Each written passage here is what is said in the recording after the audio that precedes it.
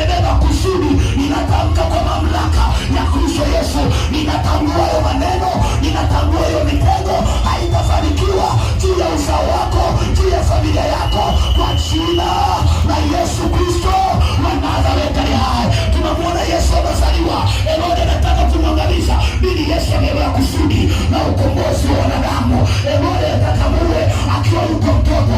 Kama Yesu alipona, hata watoto wako watakuwa salama, familia yako itakuwa salama, ili mradi umemtumikia Bwana, ili mradi umemcha Bwana, pasipo hila, pasipo wivu wala fitina.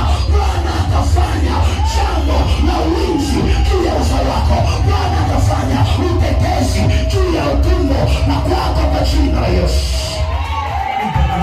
Haleluya. Sikiliza. Unamfahamu mtu anaitwa Yakobo? Yakobo alikuwa amebeba kusudi katika familia ya mzee Isaka. Ila watu wengi wanasema unajua Yakobo alinyang'anya baraka zamani za Isaka, lakini ukisoma ile 25-24 Mwanzo 25-24 anasema mama yake alipoona anateseka, alipokuwa ana mjamzito, alimwambia kuishi kwa nini? Kama kuja kuwa mjamzito ni mateso haya, Mungu bora nife kuliko mateso ninayopitia. Mungu akamwambia, sikiliza mwanamke, umebeba mataifa, na kama simba mke ni nani atakayemshtua? Na abarikiwe kila akubarikiwe, na laaniwe kila akulaani. Sikiliza, keti hapo mtumishi wa Mungu. Haya maneno ni maneno ya mganga wa kienyeji.